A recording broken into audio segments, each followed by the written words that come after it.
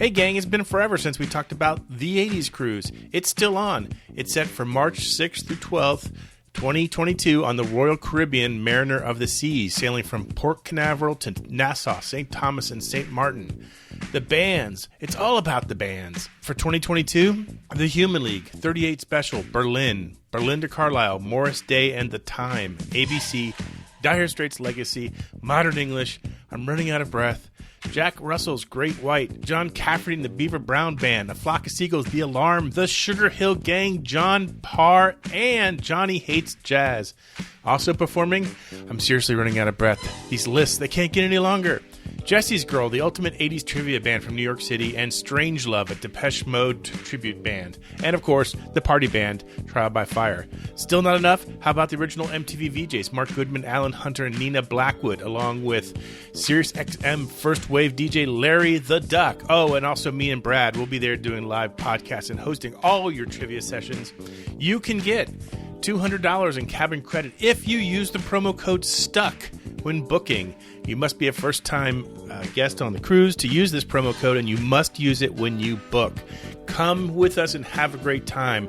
These are the cruises, these are the vacations that you never forget. Now on with the show. Travel back in time to the 80s, reliving the advice, Carpe diem. Seize the day. the comebacks, Why don't you take a picture? It'll last longer. and the technology. Are you telling me that you built a time machine out of a DeLorean? Because just like you, we're stuck in the 80s. Can you say stuck in the 80s?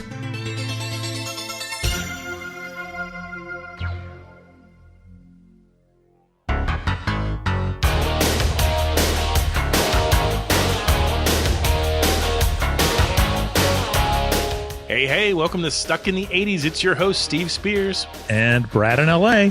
And today we get a unique perspective on the making of Top Gun from a retired Navy aviator who taught at the Miramar School when the movie was made. Good morning, gentlemen. The temperature is 110 degrees. Holy shit, it's Viper!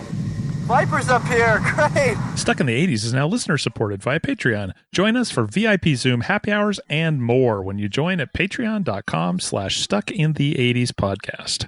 I gotta send somebody from this squadron to Miramar. I gotta do something here. I still can't believe it. I gotta give you your dream shot. I'm gonna send you up against the best. You two characters are going to Top Gun. Yay, we're going to Top Gun. Wait, what? Wait, are you the pilot or am I the pilot? I'm definitely the pilot. Oh, but, okay. So I get to die. I get to die in the canopy accent. Okay, well, I'll get my affairs in order. Can you grow a mustache in time? I am facially hair challenged. Okay, Baby well, station. I will die in the canopy accent. It'll be okay. It'll be okay. No, I can do it. It's fine. I don't mind. I worked on a project right near Miramar a couple years ago. It is no longer a naval base. It is a Marine air base now. Oh, okay. Yeah. One of the guys that I was working with was like, yeah, it's a Marine base now. You know, the Marines get all the cast-offs from the Navy when they're done with them, and it's no good anymore. I'm like, oh, yeah, Miramar, that name's worth nothing. She's lost that love and feeling. She's like... No, she hasn't. Yes, she has. She has not lost that look. Dude, she's lost it. Matt, come on. Here's how he landed this interview this week. So, as you might remember, during the summer, we turned 15 years old, the podcast, not our biological units. And a couple papers wrote it up. And one of the papers that wrote it up was the paper here in Orlando, the Orlando Sentinel. Within days of this article appearing about Brad and I, and our podcast turning 15, I get an email saying, hey, I was at Miramar when Top Gun was made. And I open it up and I read it, and it's this email from Dave Baranek, who was a Navy pilot and a Top Gun instructor in the 80s. He was stationed at Top Gun when the movie was filmed there, and he wrote a book. The book is called Top Gun Days, and it talks about his career before and after the movie. And we talked a little bit, and I got a copy of his book, and I loved it. So we made an appointment to talk. And so the interview today is our conversation about his book, his other books that he's got. He's got 3 books out now. But we talk a lot, obviously, about Top Gun. And we talk a little bit about his career in the Navy. And one thing that he's going to talk about early on is a very scary accident that happened in the early 80s when his jet fighter failed to stop when landing on the deck of an aircraft carrier. And then he and the pilot had like literally 1 second to eject before the plane plunged into the sea. It's a crazy story. Like, if you ever thought, oh, what sort of situation could I find myself in that my life would flash before my eyes? I don't think he even had time for that. No. During the interview, we'll talk about the movie production, how it affected him and his fellow instructors and the pilots at Miramar. And my favorite part of the interview, he'll help debunk and confirm a couple of long-held urban legends about the movie Top Gun. It is a fun conversation. It's about 23 minutes long. When we're done, we'll have some seggies, and more importantly, the seggies will include a contest to win one of five autographed copies of his book. Nice. Sound good?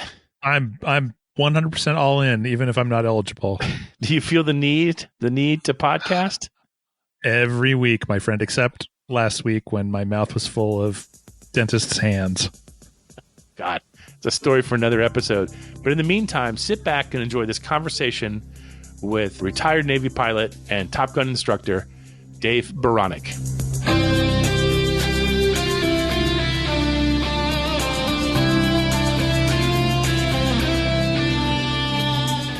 Dave Baranek, welcome to Stuck in the 80s. Okay, thanks for having me, Steve. Hey, first I have to say, I just finished your book, Top Gun Days. I enjoyed it immensely. And the only thing that was better than reading your book was going to your website and finding out that there are two more books now, before Top Gun Days and Top Gun Rio. Yes, those are, Top Gun Days was my first book. And if you enjoyed reading it immensely, you can imagine how much I enjoyed living it. Oh, I can't imagine. I'm tempted to ask you where you first got interested in flying, but now I kind of almost want to ask you, how did you get so good at writing? Thanks. I should hire you as my agent. That first book, Top Gun Days, I spent a lot of time writing it out. My wife was my first editor, and she's a very good critic. She gave me good, useful criticism. And then I rewrote it several times while looking for a publisher. And then on my newest book, Tomcat Rio, which is actually my favorite, I'm working with a new editor, and he's really good. He adds a nice zip to the whole story. Oh, great. So I'm a lifelong person who's always been interested in flying, and I actually tried to get my pilot's license in 2000 and failed miserably. So I always have to ask you, or anybody who else I meet who's interested in flying, what was it that first got you interested in it? I would have to say in my case, it came from my dad. He took us to air shows. I grew up in Jacksonville, Florida, and my dad liked airplanes, and there were always good air shows in Jacksonville, and he took us. And I wish I could remember a specific event or person, but it just had to be those air shows. Thinking back, it's came up with when I was about 10 to 12 years old.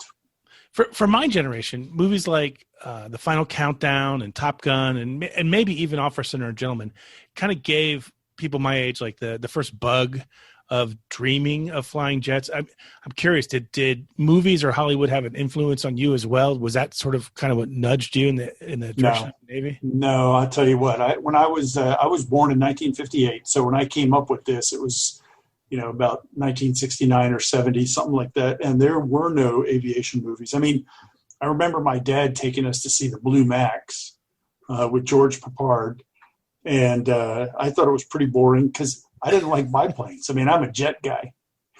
So I wish I could pinpoint what it was. And there's no help. I'm one of 5 children. And so a few years ago, I asked my mom if she remembered what got me interested in airplanes.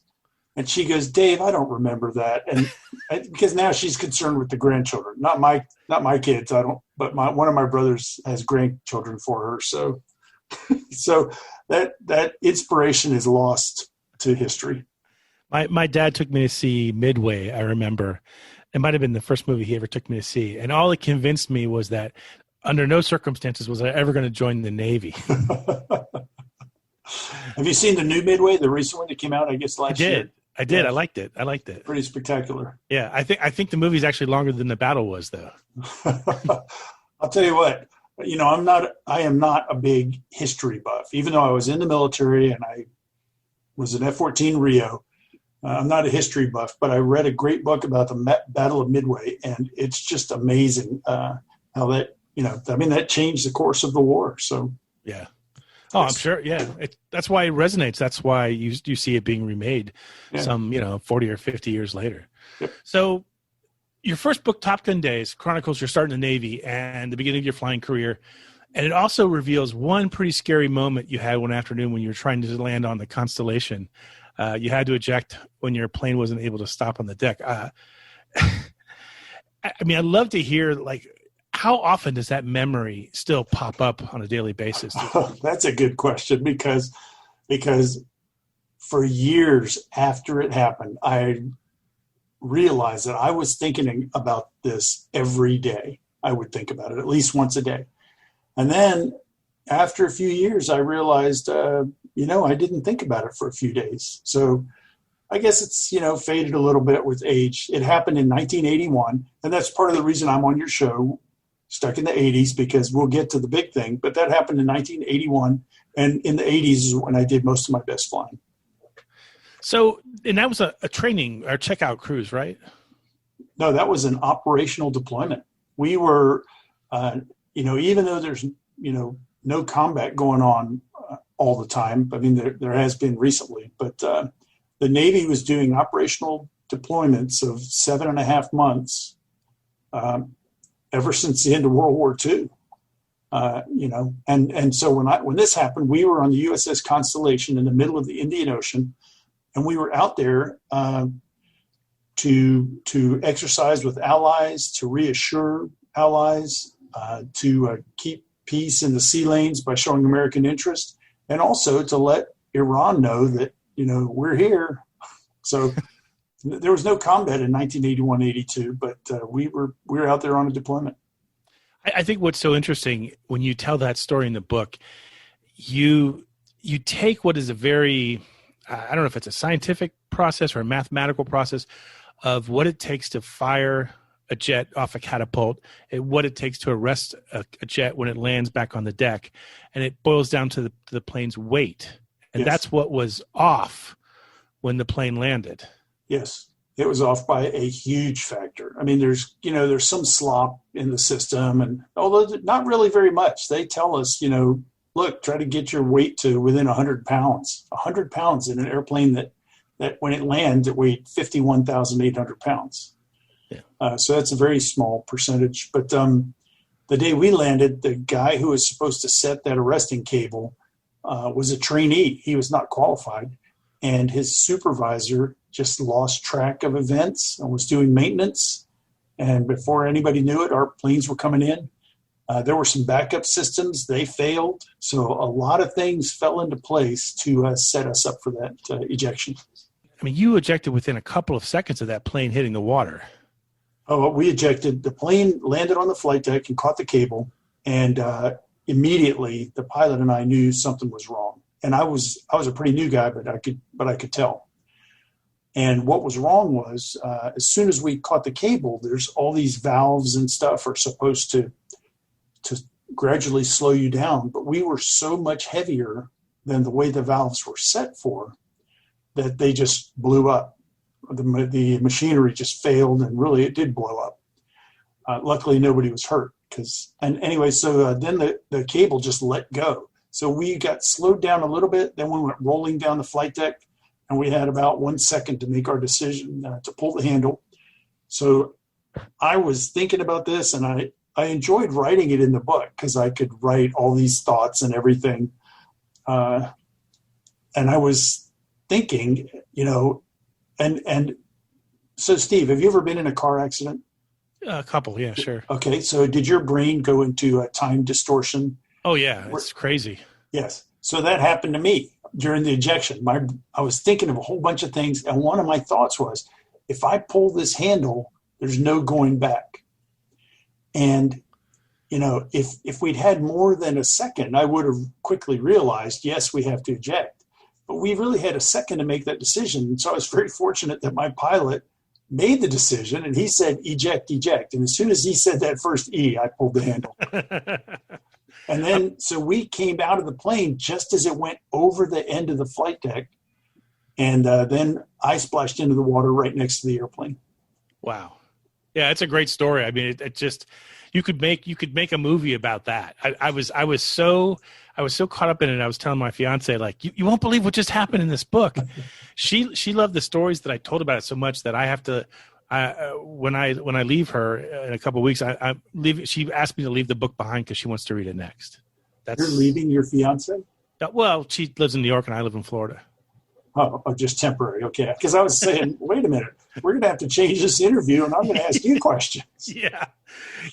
Your book changed my life that much that. You're joining the Navy? Okay, yeah. Cool. They have a high need for 53-year-olds who are in terrible physical condition. Then I'm game. Okay. The video is on YouTube also. Oh, it's on my website. Okay. I'll check it out. I didn't realize that was on your website. I didn't see it, but I have to look. There's a page of flying videos, and it's on there. Okay. When you talk about the movie Top Gun in your book, my first surprise is that the instructors and the team at the Navy Fighter School seemed kind of unfazed by the opportunity, like, not overly impressed or not overly affected. Thank you. Thank you. That is the understatement of the year, but it's true. And the reason I say thank you is because I've heard one person say that, Dave was starstruck, and I'm going, man, if you got that out of the book, you weren't reading it carefully, but we really were, whatever. Yeah. And I'll tell you why. We were Top Gun instructors, and before the movie introduced that term to the whole world, people in the fighter aviation community knew what it was all about. And as instructors, we had a lot of responsibility. And but once you get qualified, it is great to have that responsibility because you're an expert. You have to live up to high standards in every event, but it's just like, you're flying jet fighters. So we had full, enjoyable lives, and these movie people came along, and we're thinking, it was a little sideshow. And it filmed gradually, so it seemed like the production went from location to location, and sort of eventually they arrive in Miramar. That's true. Exactly correct. And we had a couple of liaison officers who took the phone calls and put in extra time working on the movie. And also we would read about it in the San Diego Union, although there were very small articles because Tom Cruise wasn't even very famous. So they'd have a little blurb, that Tom Cruise is filming a scene here or whatever. When it does finally arrive there, and the actors are now finally walking around, do you remember which actors picked your brain the most? Like, which one seemed the most curious about what it's really like to be at Top Gun? No, that is another piece of evidence that we just really didn't care. I talked to a few of them. I mean, in the aftermath, and Tom Cruise emerged as a star, it was easy to recall that I talked to him, as did all the instructors. In that scene described in the book where all the instructors, or most of the instructors, met a lot of the actors at a bar. Right. And I think it was a Tuesday afternoon, and sat there for an hour and a half, uninterrupted, just talking. And I think we just circulated. It was kind of like a networking event. We all, the pilots and Rios were circulating through all the actors, answering questions, telling stories and stuff like that. So nobody stands out in my mind. One day I went out I was at the Top Gun squadron, and somebody said, some actors want to see how to climb into an F-14. So I go, yeah, I'll show them. So, because there's a correct way to which foot you put on the ladder first and all that. It's the left foot if you're the Rio. It's the left. I remember reading. I almost put this to memory. I almost know this book as well as you do, but I remember it's a different sequence if you're a Rio than if you're the pilot. Right, because when you get to the top step, one guy goes one way and the other guy goes the other way, and so you don't want to have to shuffle your feet on the top ladder because that would look like a new guy, and people would look at you and go, dude, you're climbing into a jet fighter and you don't know how to get into it? There's a photo I saw, I think it was on your website, that has you, your wife, and Anthony Edwards. And it's uncanny how you and Anthony Edwards kind of look the same. You were both the Rio. I hear that about once a week. Oh no, I'm sorry. I don't see it, but but I hear that a lot. So I guess that's okay. I don't take offense. You've aged better than he has. I saw him we both were invited to the Syracuse, New York Air Show about 3 years ago, I think it was. And he was the master of ceremonies, and I was, the color guy on the side. And he is a very nice guy. He's doing well, and it was fun hanging out with him for a couple of days. Yeah. I mean, at that point, his career was probably much larger than Tom's. I don't know.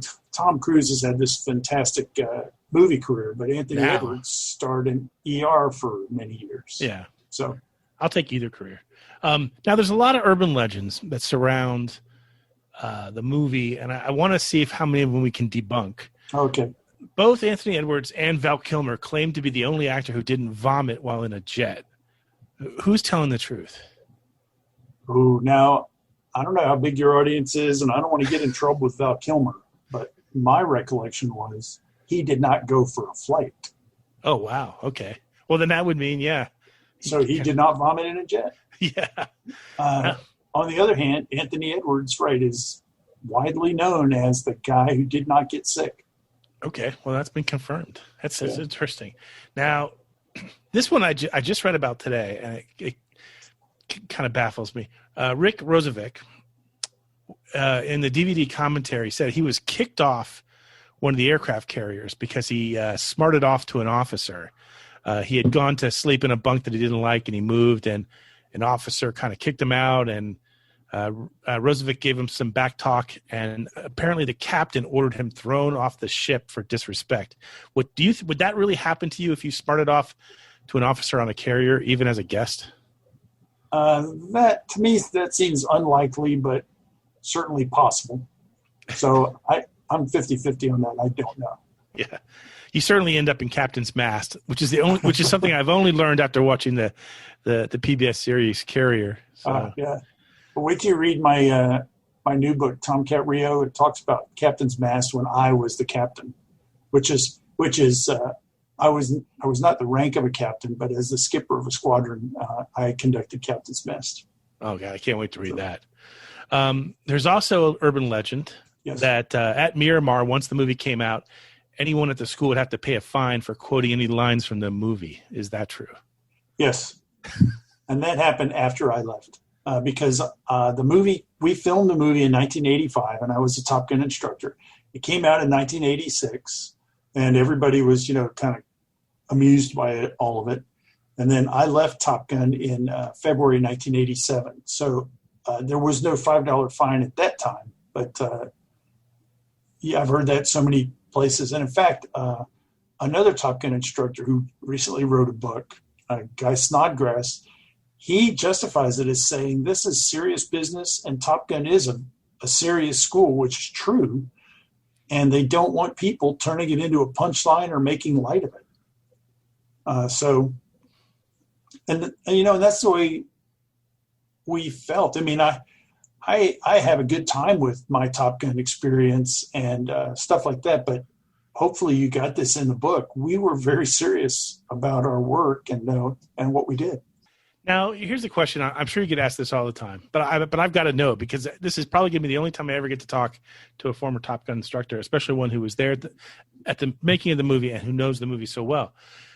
There've got to be some moments in the movie that Navy aviators really roll their eyes around in disbelief about how Hollywood got it all wrong. What are the top moments for Top Gun? I'll tell you a couple of them. One is whenever they are in the air and they say, "Never leave your wingman." That was not the way we flew tactics. We did not go into combat, simulated combat, or a real combat in formation. And that's what they portray in the movie. Okay. So what we did is we almost always would deploy fighters at least 2 at a time, 2 or 4. And we wanted the flight lead and the wingman to stick together, but they didn't fly in formation. They stayed within visual range of each other and all kinds of other tactical fine points. And another one is how close they flew. I personally said that to the director, Tony Scott, which you may remember. I said, Tony, they're flying too close. He goes, Dave, it's not a documentary. Well, I think didn't they have to get an exception from like the admiral to allow them to fly that close? And it was basically only because they knew it was choreographed. I mean, if it wasn't real combat, you guys were kind of doing a choreographed routine. So under those circumstances and those circumstances only, were you allowed to fly that close? That's right. Yep, that's it. When we did our combat training, in real combat, when jets are shooting at each other and trying to fight against enemy, there's no rules like that, But in training, the Navy established about, I think, 16 rules or 18, whatever it is, to control training flights for safety so that guys don't get so aggressive and start, breaking airplanes and stuff unnecessarily. And so one of them is you can't get too close to another airplane because you might cause a collision. But just like you said, so that was our frame of reference, those distances that we used in the training rules. And so when we started filming this movie, we started with that frame of reference, but then we go, well, wait a minute, we're not in a dynamic training, realistic training flight. We're in a carefully choreographed movie film. So, yeah, so it worked out. One thing that I read about in the book that I really appreciated is the whole matter of Goose's death. Spoiler alert. And how the writers, how there was a consultation with your team to go over how a Rio might die in an accident, but not the pilot. I mean, it's a little bit of a story, so I will just tell people that the situation in the movie is loosely based on something that actually happened and could plausibly have resulted in the Rio's death. And the reason they did that is that in the script they go, somebody's going to have to die in this movie to hook the audience, and it's not going to be Tom Cruise. Yeah. Sorry, Goose. Yeah. So let's fast forward if we can to the upcoming sequel. Surely you've seen the trailers by now. What's your reaction to what you see so far? Okay, Steve. If I had a good reason, I would trash talk the sequel, but I don't. I looked at the trailers and I go, wow, that's pretty good stuff. So what I think is, I think they have put a lot of thought and effort into making it exciting, realistic flying. And I think a lot of that credit, based on what I've heard and seen in the trailers and in the behind the scenes that have come out, credit goes to Tom Cruise. So, as a retired aviator, what would you want the best ending to be to the Maverick saga? What if you're a writer now, you get to concoct an ending. It doesn't have to be fully formed out, but off the top of your head, how do you see it? What would you want a realistic ending? Do you want a Hollywood ending? No, I think the best thing is Maverick retires and opens up a fish camp in so a bait and tackle shop, something like that. No, I don't know, Steve, and the reason when you started asking me this question, I'm going, oh my gosh, I started thinking of all the aviators that I've served with over the years and all those that have retired, and they've gone on to all kinds of different things. And I can't, I can't, sorry, maybe I just don't have the imagination to answer that question. That's okay. Do you think you'll get it? Will you go on opening weekend and see it? Will it be a must see for you right off the bat? I'm fortunate because I'm with a group. I'm a member of a group of retired Navy pilots and NFOs here in the Space Coast. And one of our guys has already contacted the theater to try to arrange for us to get in on the opening day.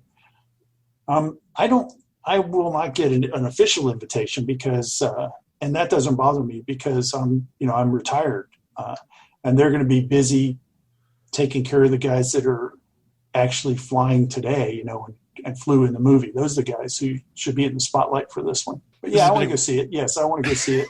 Yeah. Hey, Dave, this has been a great conversation. I really appreciate it. And I kid you not, that you spin a story and you spin your history so well. It's really looking forward to reading the other books. Thanks, Steve. Thanks for having me on your show. I think that, I was a part of 80s culture. I'm happy for that and happy to tell the story. So thanks for having me.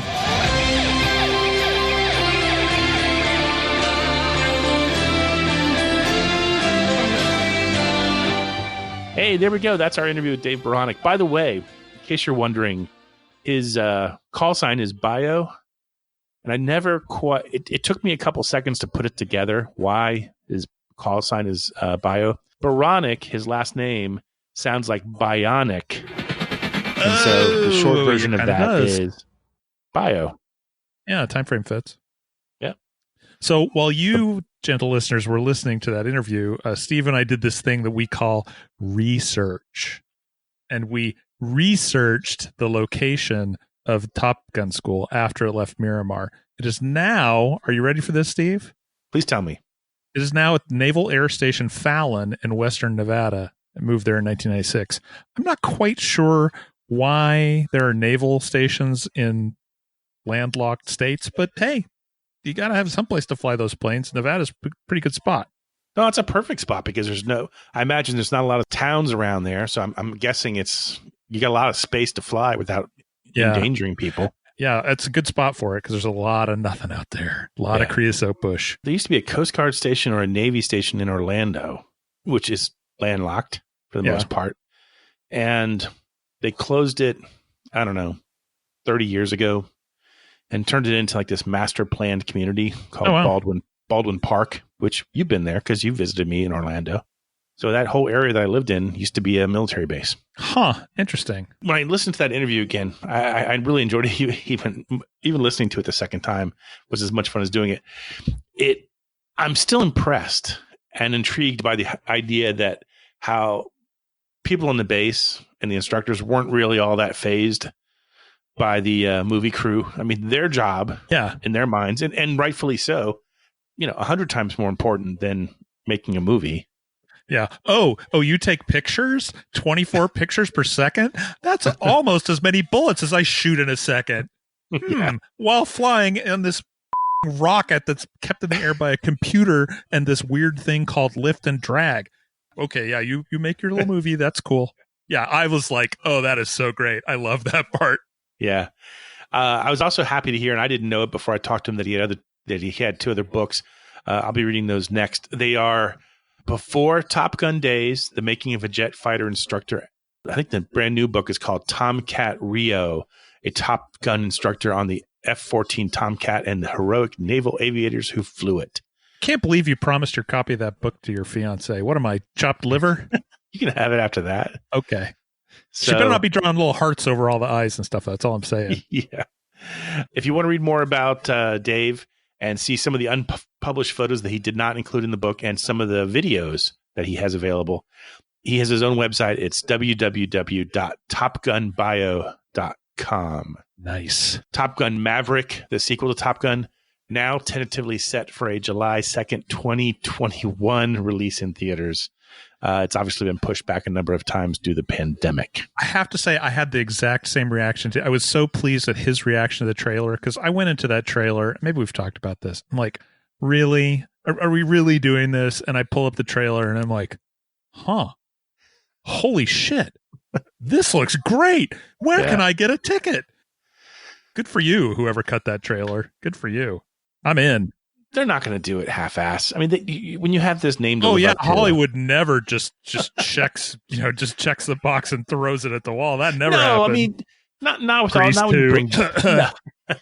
Hey, Grease 2 is not bad. I'm thinking more like Meatballs 2 or Police Academy 2. Police Academy 17. Yeah, jeez. The pandemic pushes it back, but you know what can't be pushed back? The Seggies. What's happening, hot stuff? By the sound of the gong, it must be time for Mystery Movie Moment, Steve. What does that mean? It means that we played a movie clip a couple weeks ago and people wrote in. If they got it right, we're entered into a drawing for some postal-friendly bottle openers.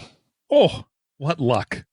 Pay attention. Here's the clip from last time. It's good to see you. Good seeing you. You know, I said to Jerome, I said, that sure looks like Marcus's van. Our old team van. Yep, that's American Flyers. Yeah.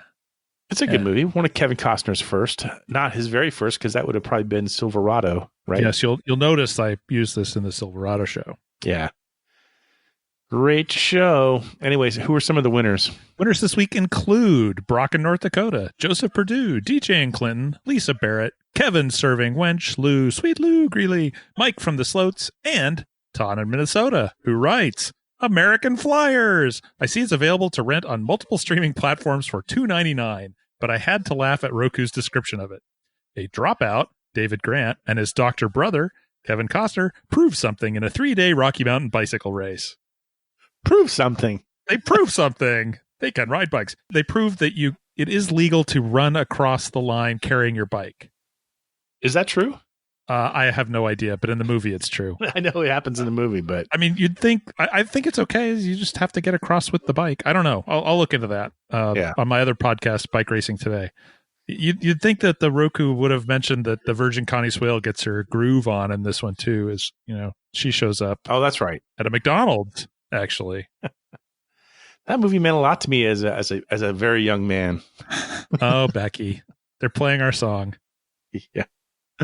So here's the deal. Normally, at this point, we'd play a new movie clip, but what we're going to do this week, we're going to save it, and during Name That 80s Tune, we're going to have a combination movie music montage. So I'll explain it more in a minute. So keep your powder dry, trivia folks. Exactly. I don't know where the gun analogies are coming up, but I guess it's the whole Top Gun thing. So we'll just go with it. We'll see how this all ends up. somewhere between the cutting room and your frontal lobe is my guess. The mystical refrain that is Name That 80s Tune. As always, we play a clip of a song from the 80s. If you get it right, you're into the drawing for the Postal Friendly Bottle Opener. And we had a lot of winners this week. Not a lot. A couple. Did pretty well. For such an obvious song. Well, I guess I'm bearing the lead. I guess I should play the song. Here we go. Here was the clip from a couple episodes ago.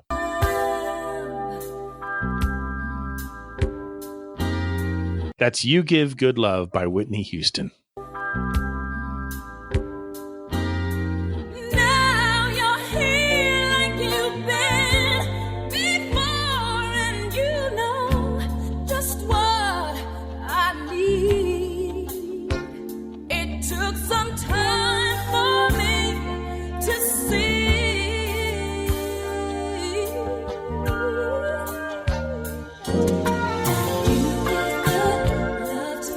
Huh.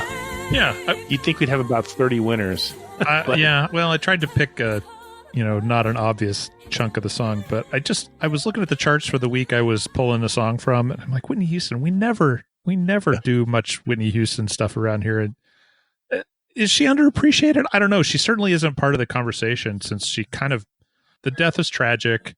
The marriage to Bobby Brown, a lot of people didn't understand. I don't understand it, but I think if you set that aside and just listen to her voice, oh my gosh. Yeah, you're probably getting a standing ovation from the future wife by saying that. I know who's in the balconies to pander to here. Come on, this is not my first rodeo. I would agree with you. I would say I don't think she's underappreciated by 80s fans. I think she's underrepresented on our podcast. Yeah, that's probably true. I mean, I'm not saying we need to do a big Whitney Houston 4-part retrospective, but I just thought, what, this is an easy way. Throw a couple seconds of her song in there and we get to talk about her for a second. Sure. Remember Whitney Houston? I think what people forget sometimes is that the shows that we think are better that we do are ones that we have some sort of personal connection with the topic. Right. And so when someone says, oh, you should do a show about cartoons in the 80s. Well, Brad and I didn't watch cartoons in the 80s. Yeah. We watched cartoons in the 70s. So. Yeah, let's talk about Hong Kong Phooey. Right. You know what I mean? Scatman Crothers. Come on. Yeah. And the cat that does all the work. And Sigmund and the Sea Monsters and, Super Friends. Lost, Super Friends, Laugh Olympics. I mean, 70s, but 80s? No, I didn't watch cartoons in the 80s. I'm sorry. Anyway, we did have some winners, and so we should go about listing them. Yes. Would you like me to do that, Steve? Please. Here we go. Winners this week include Dan in Omaha, Joseph Perdue, Tommy in Boston, Crispy Critter, Lisa Barrett, Kevin Torque Wench, Sweet Lou Grilly, Dave Parrott, RX Gator, Steve in Ventura, Keith LaFever, Dave from an undisclosed location, and Andrea Crava. Isn't that Andrea Crava? She tells me that it's Andrea, not Andrea. Okay. Let's spin the wheel and find out who won for this episode before we get to the new challenge. Okay, you ready? Give it a whirl? I'm ready. I'm rested up. Oh, jeez. You didn't pull any stitches there, did you? No. They'll dissolve on their own. Or so I'm told. Yeah. Everything dissolves on its own, my friend. Good point. Give it enough time. And it looks like it's going to land on Lisa Barrett. You are this week's winner. So email us your postal address and we'll get some swaggerino out to you soon. Here we go. Lay it on me, Spearsy. This week's challenge is actually a music montage. We're going to play 5 Kenny Loggins songs that are featured on 80s soundtracks. You have to name the movies and the song titles to win in order. In order? In order. The movies? The name of the song, the movie. And the song titles? The name of the song, the movie. I will spot you the artist. It is Kenny Loggins. What a guy. Yay. We love Kenny Loggins. Because Kenny Loggins was obviously so pivotal to the soundtrack of Top Gun. Anyway, here's the point. For added incentive for this challenge, we're going to give away more than one prize. More than one prize? We're going to give away 5 autographed copies of Dave Baranek's book, Top Gun Days. We'll choose the winners from the pool of people who get the challenge right. Everyone following so far? Yeah. You don't have to write this down. You can just hit rewind. Kenny Loggins soundtrack songs. There's a montage of clips. You, gentle listener, must submit the name of the movie and the song title in the order they appear in the clip. So don't just send us like a list of all that's not going to do it. Yeah. Some are obvious, some are less than obvious. All are from the 80s. He did have some work in the 90s. So hopefully I didn't screw up and do that. But are you ready? Well, we'll play it a couple times, but by all means, keep downloading the podcast every time. We need the dues. My favorite line. Anyway, here we go.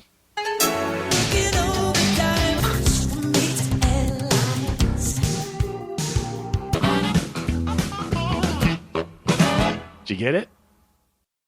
I mean, there's a couple in there that's like, oh, I know that. And then there's a couple you're right. Like, what? Anyway, here we go. One more time.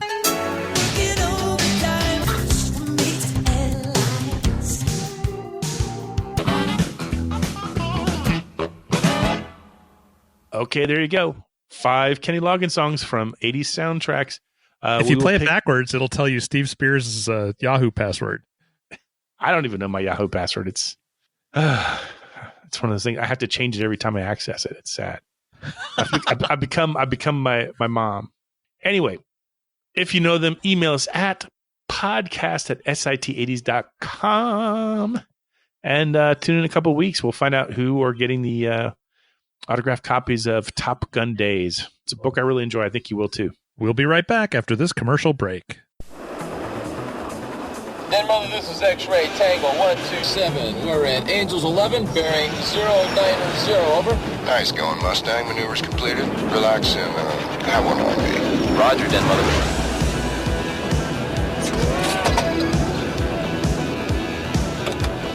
Great. What's the problem, Mustang?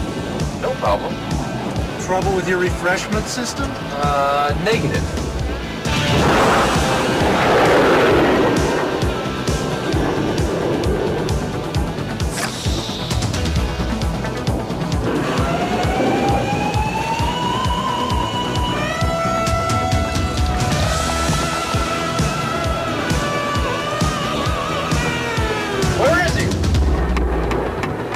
Hi, boys. There's one Diet Cola with a taste that's turning the world upside down. Diet Pepsi, the choice of a new generation. And we're back. We have just a few minutes left. We have some people we need to thank. We do, Steve. It's been a little while. I apologize for that. We've been a little behind the curtain here. We've been recording a little out of sequence. We're getting a little bit ahead, which means sometimes these things aren't as fresh. But, the content may not be as fresh as you'd like, but the feelings are just as heartfelt. So give us a minute here. We just want to give a shout out to our new Patreon supporters. Stop it. Steve and I really appreciate the support. It helps us cover the costs to produce the show, and it helps keep things going, which is fantastic. So just sit back for a second while we give a big old Stuck in the 80s long distance high five to Michael Dodd, Chuck Coverly, Christopher Vern Varney, Joe Herbers, Kevin Isaacson, Nate Chops Johnson, Janice Plizak, Dennis Elliott, Katie, Todd Elliott, and Mark from Boston. Yay. Yeah, a couple quick notes.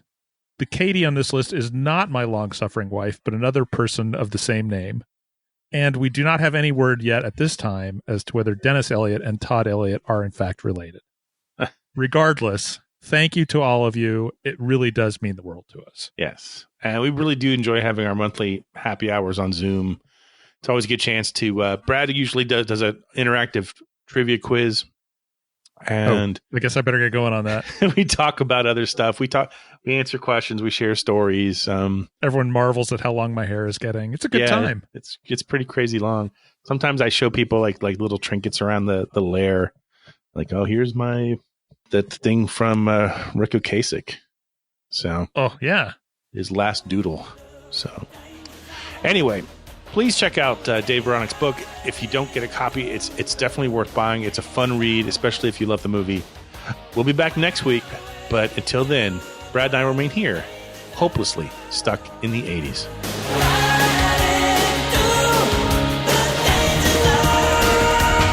Stuck in the 80s is now on Patreon. If you'd like to support the show, go to patreon.com/stuckintheeighties-podcast. Special thanks to Check Battery Daily for our theme music. And thanks for listening.